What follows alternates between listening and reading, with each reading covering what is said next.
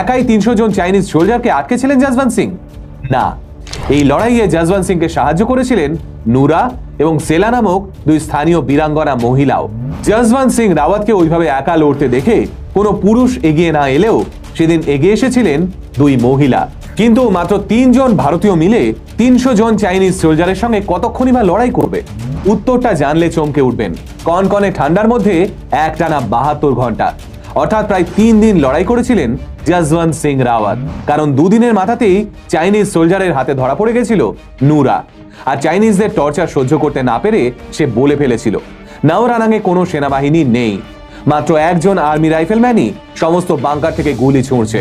নুরার এই স্বীকারোক্তি শুনে হাত পা ঠান্ডা হয়ে গেছিল চাইনিজ কমান্ডারের, কারণ ততক্ষণে প্রায় 180 জন চাইনিজ সোলজারকে ছিন্ন ভিন্ন করে দিয়েছিল জসবন্ত সিং রাওয়াতের নিখুঁত নিশানা।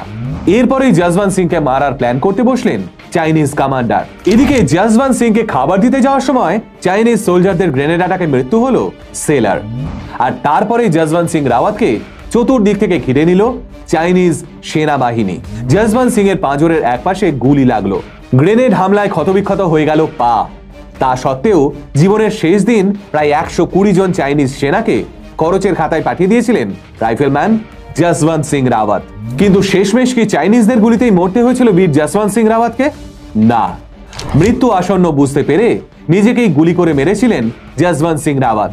শোনা যায় ঘটনাস্থলে পৌঁছে চাইনিজ কমান্ডার দেখেছিলেন যে জসবন্ত সিং রাওয়াত নিজেকে শেষ করে দিয়েছেন। তখন গায়ের রাগে সেই কমান্ডার নাকি জসবন্ত সিং এর মাথাটা কেটে নিয়ে গেছিলেন, কারণ চাইনিজ আর্মি কল্পনাও করতে পারেনি যে তাদের 300 জন সেনাকে খতম করার জন্য একজন ভারতীয় সেনাই কাফি।